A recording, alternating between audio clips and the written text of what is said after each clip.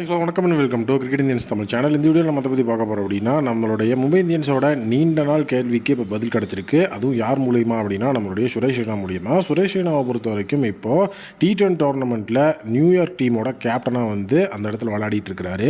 So last match நம்மளுடைய Suresh ரெய்னாவோட New York team வந்துட்டு Los Angeles வேவ்ஸுக்கு எகெயின்ஸ்டாக நேற்று மேட்ச் விளாண்டுருந்தாங்க. ஸோ அந்த மேட்ச்ல இருந்து தான் மும்பையோட ஒரு மிகப்பெரிய கேள்விக்கு விட கிடச்சிருந்தது. ஸோ வந்து நம்மளுடைய ரெய்னாக்கு ஆப்போசிட்டாக விளாண்டது யார் அப்படின்னா, லாஸ் ஏஞ்சலஸ் வேவ்ஸோட கேப்டனாக இருந்தது டிம் டேவிட். மும்பை இந்தியன்ஸோட ஆல்ரவுண்டர் அப்படின்னு வந்துட்டு சொல்லிட்டு இருக்கக்கூடிய டிம் டேவிட் தான் கேப்டனாக இருந்தார். ஸோ ரெய்னா அவர் வந்துட்டு என்னதான் வந்து T20 கிரிக்கெட்லேருந்து வெளியே போயிருந்தாலும் நேற்று அவர் ஆடின ஆட்டம் அப்படிங்கிறது ஒரு வேற மாதிரியான சம்பவமாகவே இருந்தது. ஸோ சூப்பராக வந்துட்டு ஸ்டார்டிங்லேருந்து அடித்து ஆடினார். அதன் மூலிமா 10 ஓவரில் 126 ரன் அவங்களோட டீமால் அடிக்க முடிஞ்சது. ரெய்னா 50 வந்து ஸ்கோர் பண்ணியிருந்தார். 28 பாலில் 53 ரன், 6 பவுண்டரி, 3 சிக்ஸர்னு ஒரு வேறு லெவல் இன்னிங்ஸு. ஸோ இதில் டிம் டேவிட் 2 ஓவர் போட்டு 31 ரன் கொடுத்துருந்தாரு வித்தவுட் ஒரு விக்கெட் கூட எடுக்காமல். ஸோ ஈவன் வந்து இந்த இடத்துல டிம் டேவிடை பொறுத்த வரைக்கும் பொலார்டோட ரீப்ளேஸ்மெண்ட் அப்படின்னு சொல்லி தான் வந்துட்டு எடுத்தாங்க. பட் மும்பை அவர் ஆல்ரவுண்டரை யூஸ் பண்ணவே இல்லை. பட் அவர் ஆல்ரவுண்டர் தான். இப்போவும் வந்து நான் வந்து ஆரம்பத்துலேருந்தே டிம் டேவிடை வந்து ரிலீஸ் தான் பண்ணணும், ஆர்டிஎம் பண்ணுறதுக்கு கூட டிம் டேவிட் வந்து அந்த அளவுக்கு ஒரு வர்த்தான பிளேயரான்னு கேட்டால் கிடையாதுன்னு பல தடவை சொல்லும்போது, டிம் டேவிடோட கேலிபர் தெரியுமாடா உனக்கு அப்படின்னு சொல்லி என்னையை போட்டு அடிச்சுக்கிட்டு இருப்பாங்க. உங்ககிட்டலாம் ஒரு விஷயத்த தான் கேட்கணும், அந்த டிம் டேவிட்டோட கேலிபர் என்னன்னு தயவு செஞ்சு ரீசன்ட் மந்த்தில் கொஞ்சம் காட்டுங்கடா அப்படின்னா. ஏன்னா வந்து டிம் டேவிட்டை பொறுத்த வரைக்கும் இப்போ இன்டர்நேஷ்னல் சைட்லேயும் அவர் விளாண்டாரு. ஸோ அங்கேயும் ஒன்றுமே வந்து பண்ணல. ஸோ இப்போ T20 டொமஸ்டிக் சைடில் ஆடுறாரு, அங்கேயுமே எதுவும் பண்ண மாட்டேங்கிறாரு. இந்த மேட்ச்சில் பேட்டிங்கும் அவருக்கு கிடச்சிது. 10 பாலுக்கு 19 ரன் அடிச்சுட்டு அவுட்டும் ஆகிட்டு போயிட்டாரு. ஸோ 2 ஓவர் தான் பவுலிங் போட்டார் அப்படின்னு நீங்கள் கேட்டிங்கன்னா, ஆப்போசிட் டீம்ஸ் வந்து பவுலிங் போட்டிருக்காங்க. ஸோ 2 ஓவர் பவுலிங் போட்டு சையத் அப்துல்லா மட்டும்தான் 30 ரன் கொடுத்து நாட் அவுட், அதாவது வந்து அந்த இடத்துல விக்கெட் லெஸ்ல இருந்திருக்காரு. மற்றவங்க எல்லாருமே வந்து ஒரு விக்கெட்டாக எடுத்திருக்காங்க. ஸோ அதாவது டிம் டேவிடை பொறுத்த வரைக்கும் அவர் வந்து ஒரு நல்ல பிளேயராக தான் இருந்தார். அன்டில் ஆர் அன்லெஸ் அந்த இடத்துல வந்து அவருக்கு வந்துட்டு நிறைய விஷயங்களை வந்துட்டு புரிஞ்சுக்கிறதுக்கு டைம் ஆகுது. ஏன்னா வந்து அங்கே ஆஸ்திரேலியாவை பொறுத்த வரைக்கும் அவருக்கு நிறைய வாய்ப்புகள் கொடுக்குறாங்க. பட் ஸ்டாண்டர்டான ஒரு பொசிஷன் அப்படிங்கிறது கொடுக்கறதில்ல. ஈவன் மும்பை இந்தியன்ஸ் பண்ண தப்புமே வந்து அதுதான். டிம் டேவிடுக்கு ஒரு ஸ்டாண்டர்டான பொசிஷன் அப்படிங்கிறது அந்த இடத்துல வந்து கிடைக்காம இருந்தது ஒரு மிகப்பெரிய ரீசனாக நான் பார்க்குறேன். ஸோ கண்டிப்பாக அவருக்கு வந்து இதுதான் வந்து ஸ்லாட், இந்த ஸ்லாட்டில் ஆடணும் அப்படிங்கிற மாதிரி அவருக்கு ஒரு ஸ்டாண்டர்ட் பொசிஷன் கிடைச்சதுன்னா அதுக்கேற்ற மாதிரி அவர் ஆடலாம்.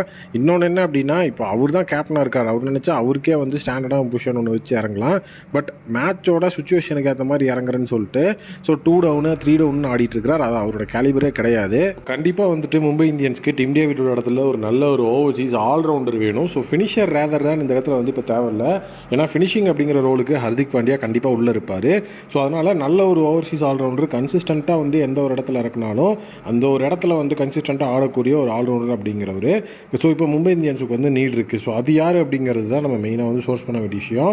ஸோ டிம் டேவிடை மறுபடியும் உள்ளே வைக்கிறாங்க அப்படின்னாலும் அது மும்பையோட ஒரு மிகப்பெரிய மிஸ்டேக்காக தான் இந்த ஒரு IPL ஆப்ஷனில் நான் பார்க்குறேன். ஏன்னா ஒரு இன்டர்நேஷனல் டீமுக்கும் சரி, அவர் ஆடிட்டு இருக்கிற ஓவர்சீஸ் லீக்ஸ்லையும் சரி, ஸோ இப்போ வந்து டிம் டேவிட் ஒரு பெரிய பெர்ஃபார்மன்ஸையோ இல்லை ஒரு இம்பாக்ட்ஃபுல்லான பெர்ஃபார்மன்ஸோ ஹெட்லைன்ஸ் ஆகிற மாதிரியான பெர்ஃபார்மன்ஸோ அவர் கொடுக்கல.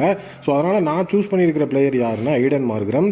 எய்டன் மார்க்ரமை பொறுத்த வரைக்கும் ஸோ சவுத் ஆஃப்ரிக்கன் கேப்டனாக இருந்த பிளேயர், SRHோட கேப்டன்சி அப்படிங்கிறது அவர்கிட்ட இருந்திருக்கு. ஸோ அது மட்டும் இல்லாமல் எய்டன் மார்க்ரம் ஓவர் அப்படிங்கிறதும் வந்து போடுவார். ஆல்ரவுண்டர் கேப்பபிலிட்டி அப்படிங்கிறது அவருக்கு நல்லாவே இருக்குது. ஸோ அதே நேரம் அவர் ஒரு பார்ட் டைம் ஆல்ரவுண்டர் அப்படிங்கிற மாதிரியான கரெக்டாக வந்து இப்போ டிம் டேவிட் எப்படி வந்து இருக்காரோ அதே மாதிரி ஒரு பிளேயர் தான். மிடில் ஆர்டரில் இறக்கி விட்டிங்கன்னா ஸோ நீட்டாக வந்து பர்ஃபார்மன்ஸ் உங்களுக்கு கொடுப்பாரு. ஸோ அந்த மிடில் ஆர்டர் அப்படிங்கிறது தான் வந்து நமக்கு தேவையான ஒரு விஷயமா இருக்குது. ஏன்னா ஹர்திக் பாண்டியா ஃபினிஷிங் போகும்போது அந்த இடத்துல வந்து எய்டன் மார்க்ரம் நல்ல ஒரு பர்ஃபார்மன்ஸாக வந்துட்டு கொடுத்தாரு அப்படின்னா மும்பைக்கு அது ரொம்பவே வந்து அட்வான்டேஜாக இருக்கும். ஏன்னா இப்போ ஃபுல் அண்ட் ஃபுல் அவங்களுடைய பேட்டிங்கில் டாப் 6 அப்படிங்கிற ஷீல்டாக இருக்கிறது இந்தியன் கோரில் தான். ஸோ அதுக்கடுத்தது அந்த ஒரு இடத்துல வந்து ஓவர்சீஸில் எனக்கு ஆல்ரவுண்டர் தான் வேணும் அப்படின்னா அதுக்கு நம்ம வேறு பிளேயர் தான் வந்து சூஸ் பண்ணணும். பியூர் ஆல்ரவுண்டர் அப்படிங்கிற அந்த ஒரு டார்கெட்டுக்கு கண்டிப்பாக வந்து எய்டன் மார்க்ரம் செட் ஆக மாட்டார். இந்த இடத்துல நான் சொல்கிறது டிம் டேவிட்டுக்கு அந்த இடத்துல ஒரு லைக் ரீப்ளேஸ்மெண்ட்னா எய்டன் மார்க்ரம் எஃபெக்டிவாக இருப்பார் அப்படிங்கிறது தான். ஏன்னா எய்டன் மார்க்ரமோட ரீசன்ட் ஃபார்முமே கொஞ்சம் நல்லா தான் இருக்குது. ஸோ அதே நேரம் வந்துட்டு இப்போ அவரோட பவுலிங்லேயும் அவர் ஒர்க் அவுட் பண்ணிட்டு இருக்கிறதா அவரே வந்து ஒரு விஷயத்தையும் வந்துட்டு ரிவீல் பண்ணியிருந்தார். ஸோ இந்த மாதிரியான பிளேயர்ஸ் கிடைக்கிறது அப்படிங்கிறது கண்டிப்பாக வந்து ஒரு நல்ல விஷயமா தான் இருக்கும். அது மட்டும் இல்லாமல் கண்டிப்பாக வந்து நம்ம சைன் பண்ணணும்னா 2027 IPL வரைக்கும் அவர் ஆடுவார் அப்படிங்கிறதும் இந்த இடத்துல கண்டிப்பாக வந்து அவர் வந்து நம்ம உறுதியாக சொல்லலாம்.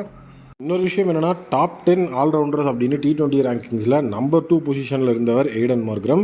இப்போது டாப் 15 அப்படிங்கிற அந்த ஒரு பொசிஷன்லேயும் அவர் இருக்கிறாரு. ஸோ இப்போ ரீசெண்டாக தான் வந்துட்டு ஸோ டாப் 15க்கு போனார். இது வரைக்கும் வந்து பார்த்திங்கன்னா டாப் 10ல் இருந்திருக்காரு. ஏடன் மார்க்ரமோட டொமஸ்டிக் ரெக்கார்டு, அது மட்டும் இல்லாமல் இன்டர்நேஷனல் ரெக்கார்டு இதெல்லாம் எடுத்து வச்சு பார்க்கும்போது உங்களுக்கே தெரியும் ஏடன் மார்க்ரம் எந்த லெவலில் வந்து ஒரு ஒர்த்தான பை அப்படின்னு சொல்லி. ஸோ இப்போ டிம் டேவிட் அப்படிங்கிற அந்த ஒரு பிளேயரை கண்டிப்பாக ரிலீஸ் பண்ணிடுவாங்க. பட் ஆர்டிஎம் அப்படிங்கிற விஷயத்தை தான் எம்ஐ ஃபேன்ஸ் வந்து நிறைய பேர் டிம் டேவிடை விடக்கூடாது அப்படிங்கிற மாதிரி சொல்லிட்டு இருந்தாங்க.